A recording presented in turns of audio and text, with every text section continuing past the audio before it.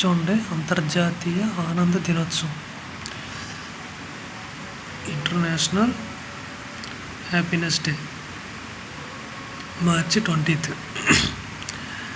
Oxford విశ్వవిద్యాలయంలో wellbeing research centre విడుదల చేసిన ఆనంద నివేదిక.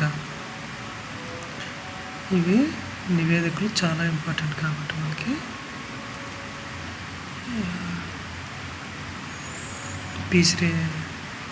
పీస్ ఇండెక్స్, హ్యాపీనెస్ ఇండెక్స్, దాంట్లో ఫిన్లాండ్ మొదటి స్థానంలో ఉంది. ఈ రీసెర్చ్ చేసిన వెల్బీయింగ్ రీసెర్చ్ సెంటర్ ఏం చెప్పిందంటే, పశ్చిమ ఐరోపా, పాశ్చాత్య దేశాల్లో యువతపై, ముఖ్యంగా బాలికలపై సామాజిక మాధ్యమాల అంటే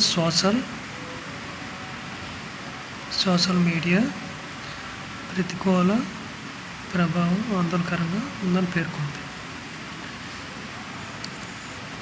2023లో 2వ స్థానంలో ఉన్న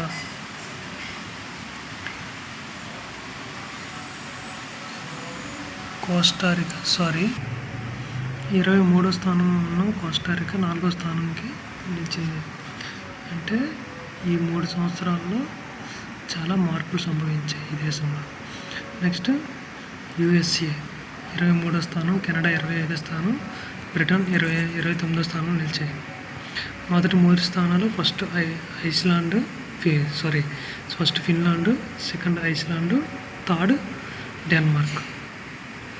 మొత్తం 147 దేశాలపై రీసెర్చ్ చేస్తే మన ఇండియా 116వ స్థానంలో ఉంది. ఇక్కడ ఒక ఆశ్చర్యకరమైన విషయం ఏంటంటే, పాకిస్తాన్ 104వ స్థానంలో ఉంది, మనకంటే మెరుగైన స్థానంలో ఉంది. నేపాల్ 99వ స్థానంలో ఉంది. 2025లో 118వ స్థానంలో ఉన్న భారత్ 2 స్థానాలు ఎగబాకి 116th ప్లేస్లో ఉంది.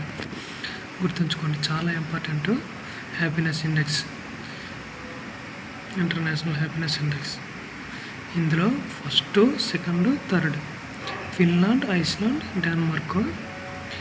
Next India 116. అత్యంత త్వరగా మెరుగుపడిన దేశం అయితే కోస్టారికా.